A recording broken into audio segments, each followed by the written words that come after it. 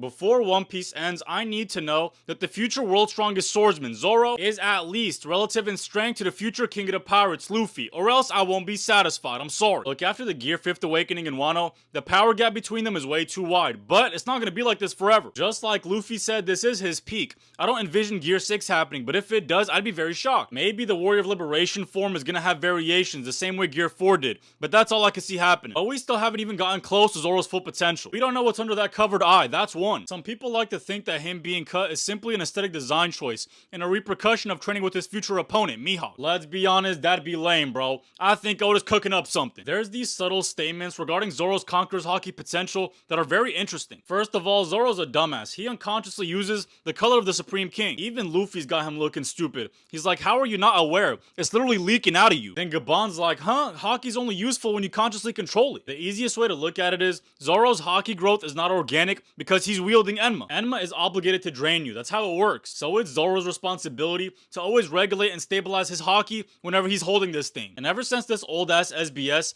One Piece fans love to act like Zoro will never be able to contend with Luffy. Someone asked Oda which Straw Hat members could utilize Haki, and his response was these three: Luffy, Zoro, Sanji. And this is what they specialize in. Luffy in Conquerors, Zoro in Armament, and Sanji in Observation. But this Q&A was released in chapter 703, man. We're talking Dressrosa. I can't take this seriously, because everybody should know that Wano changed everything for Zoro. And yeah, granted, Luffy is much more skilled with Conquerors, because Rayleigh made sure to cover all the basics during the time skip training. But till this day, we still have a very vague idea what Mihawk taught Zoro during those 2 years, straight up. Luffy's got a million flashbacks, while Zoro's only got one. And there has to be a purpose behind this lack of information. There's no way he just taught him how to code a sword into a black blade. There's high levels of speculation that Zoro's Ashra mode, an established concept ever since pre-time skip, is just a senseless, unintentional application of the color of the Supreme King. Even Kaku said it himself, Zoro can create these demon visions through his sheer willpower. And what is Conqueror's Haki besides simple resolve and kingly ambition? Zoro is a nonchalant user of Conquerors. His enemies have to question him. Did you just use it? And he's like, what are you talking about? But who's to say once he realizes he's built like that, he's gonna specialize in Armament and Supreme. And look, I am by no means insinuating that Zoro should be just as strong or equal to Luffy at the end of the series. But I just don't want Luffy to blow him out the water when they get older, that's all. If they were to hypothetically have a life or death battle in 10 years at their peaks, Luffy should still be the victor. I promise y'all, I get it. I'm not a Nika hater, but it should not be an easy squabble. Make it a high div victory for 35-year-old Luffy. Fuck it. Let's not forget, Zoro is Luffy's natural weakness. The kid hates slashes. He's lucky they're homies. I can see Zoro being forced to subdue his captain in the near future.